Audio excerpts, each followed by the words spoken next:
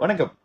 நமக்கு எண்கணி ஞானத்தையும் வேத ஜோதிட ஞானத்தையும் ஆன்மீக ஞானத்தையும் வழங்கிய அனைத்து குருமார்களுக்கும் நன்றி. அண்ட் அதே வேளையில் இது ஒரு ஜோதிட விளக்கு வீடியோ. விருப்பம் இல்லாதவங்க கடந்து போயிடலாம்.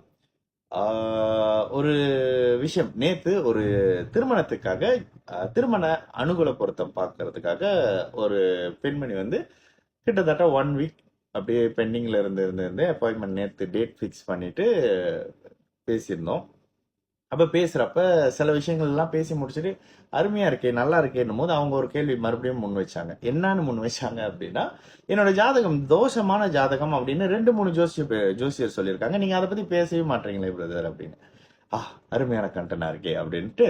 சரி, நமக்கு இயல்பாகவே ஒருத்தர் வந்து ஜாதகம் பார்க்க நம்ம கிட்ட வரும்போது அவங்க கிட்ட கிளாஸ் எடுத்து அனுப்புறதுதான் என்னோட வழக்கம். அப்படியே பழகிட்டேன்னா அப்ப இயல்பாகவே இந்த செவ்வாய் தோஷம், இந்த தோஷம் அப்படின்ற அமைப்புல அவங்களுக்கு வந்து செவ்வாய் தோஷம் இருக்கு. ஏன்னா லக்னத்துக்கு 8லயே ராசிக்கு 2ல அப்படி இப்படின்னு தொடர்புல இருந்துச்சு. அப்ப அவங்களுக்கு சொன்ன ஒரு விளக்கம் கிளியரா சொல்லிட்டு அதே விஷயம் இன்னைக்கு பேசலாம் அப்படின்னு. சரி, எல்லா ஜோதிடரும் சொல்றாங்க தோஷம் இருக்குன்னு, நீ ஒருத்த மட்டும் இல்லைன்னு சொல்லுவியா அப்படின்னு கேட்டா, இங்க ஒரு லக்னத்துக்கு ஒரு ஜாதகத்துல வந்து இயல்பாகவே 2, 4, 7, 8, 12 இந்த பாவகங்களோடு செவ்வாய் இருக்கும் பொழுதோ பார்க்கும் பொழுதோ, ஏன்னா இந்த இடத்துல எல்லாம் இருக்கும் பொழுது அவர் 7, 8 பார்ப்பார், பாதிப்பார். 4ல இருந்தா 4வது பார்வையா 7 பார்ப்பாரு, 8 பார்ப்பாரு, 12ல இருந்தா 8 பார்ப்பாரு, 12ல இருந்தா 7 பார்ப்பாரு, லக்னத்துல இருந்தா 7 பார்ப்பாரு, 2ல இருந்தா 8 பார்ப்பாரு. அப்படி இப்படின்னு அந்த பார்வையின் அடிப்படையில அந்த இடங்களை செவ்வாயோட ஆக்கிரமிப்புல வச்சிருப்பாரு. சரி, இது எவ்வளவு நாள் அப்படின்னு ஒரு கேள்வி இருக்குல்ல. சரி, உண்மையாகவே திருமணம் நடந்த பிறகு அந்த லக்னத்துக்கு செவ்வாய் அவயோகரா வராருன்னு வச்சுக்கோங்க. உதாரணத்துக்காக செவ்வாய் மிதுன கன்னி லக்னங்களுக்கு கடுமையான கெடுபலனை தனது தசையில செஞ்சே தீர்வார். யாரெல்லாம் மிதுன லக்னம், கன்னி லக்னம், உங்களுடைய செவ்வாய் தசை செவ்வாய் புத்தியை உங்கள் வாழ்க்கையில மறக்க முடியாத மாதிரியான அனுபவத்தை செவ்வாய் கொடுத்திருப்பார்.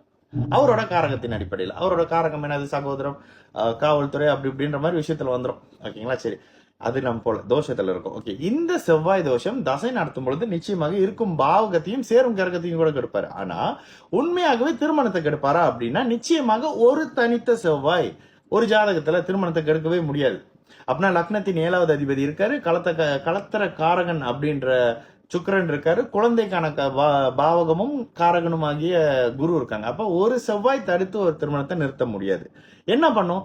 தாமதப்படுத்தும். அப்ப அவங்ககிட்ட கேட்டேன், தோஷம் கழிச்சிங்களா? கழிச்சிருக்கணுமே. ஓகேங்களா?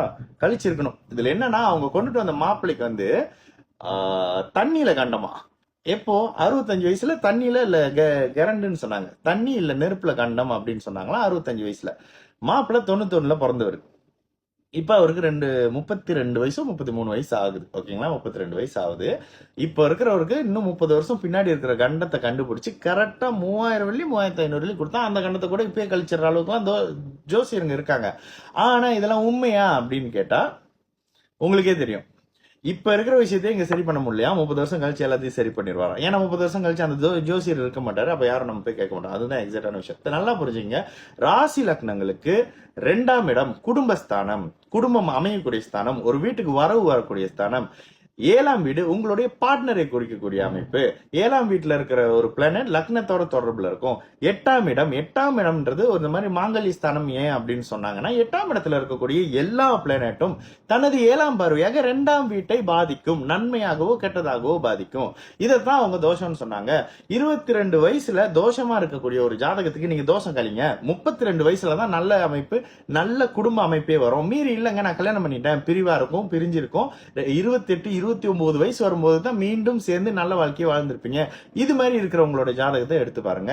2வது, 32 வயசு வரைக்கும் கல்யாணம் ஆகலையா? கண்ணை முடிக்கிட்டு அவங்களோட ராசி லக்னங்களுக்கு 2, 7, 8ஆம் இடமும் குழந்தைக்கான 5ஆம் பாவகமும், ஒருத்தருக்கு புத்திர தோஷம் இருக்கும்போது தாமத திருமணம் இருக்கும்.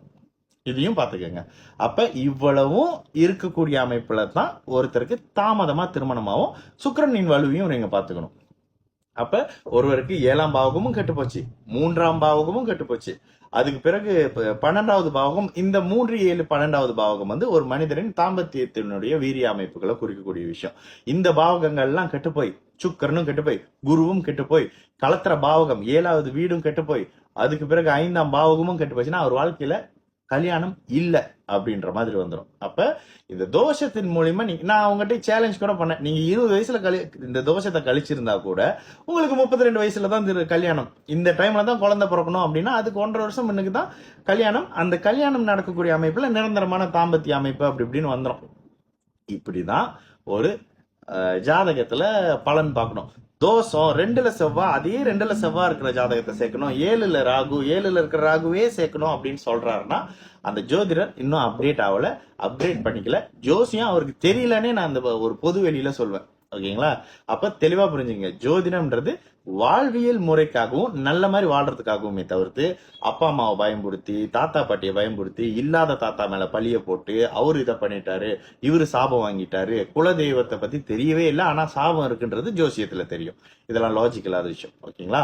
வேற ஒரு நல்ல விஷயத்தோட மீண்டும் சந்திக்கலாம். நல்லது நடக்கும். எல்லாரும் நல்லா இருப்போம். வணக்கம்.